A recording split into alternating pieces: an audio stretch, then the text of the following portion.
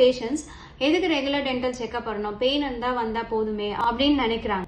But most of the decay பாத்தீங்கன்னா initial stage, அதாவது இந்த மாதிரி என்எம்எல் லெவலையோ இல்ல நெக்ஸ்ட் லேயர் ஆன டென்டின் லெவலையோ இருக்கும் போது பெயினே கொடுக்காது. சின்னதா டிகே இருக்கும் போதே ஃபில் பண்ணிட்டோம்னா மணி அண்ட் டைம் உங்களுக்கு சேவ் ஆகும்.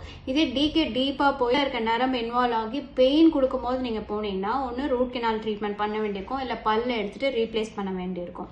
அதே மாதிரிதான் கம் ப்ராப்ளம். இனிஷியலா கம் ப்ராப்ளம்ல உங்களுக்கு எந்த சிம்டம்ஸுமே தெரியாது. பல்லு ரொம்ப ஆடி விழற வரைக்கும் உங்களுக்கு எந்த சிம்டம்ஸுமே தெரியாது.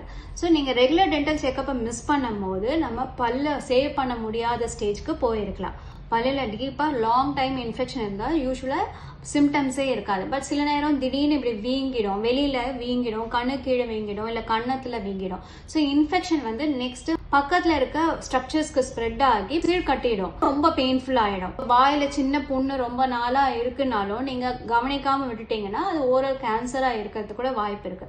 ஸோ நீங்கள் ரெகுலர் டென்டல் செக்அப் பண்ணி ப்ரிவென்டிவ் கேர் பண்ணலாம். இல்லை இனிஷியல் ஸ்டேஜ்லேயே டிகே இருந்தால் அதை ஃபில் பண்ணிக்கலாம், கம் ப்ராப்ளம் இருந்தால் அதை முதலே சரி பண்ணிக்கலாம், சின்ன வாய்ப்புண்ணு இருந்தாலும் அதுக்கும் ட்ரீட்மெண்ட் எடுத்துக்கலாம். அதை விட்டுட்டு அந்த ஸ்டேஜ் தாண்டி சிவியர் ஆகும்போது உங்களுக்கு காஸ்ட்டும் ஜாஸ்தி ஆகுது, நம்பர் ஆஃப் விசிட்ஸும் ஆகுது. ஸோ டைமையும் மணியும் சேவ் பண்ணணும்னா நீங்கள் ரெகுலர் டென்டல் செக்அப்ஸ் பண்ணி தான் ஆகணும்.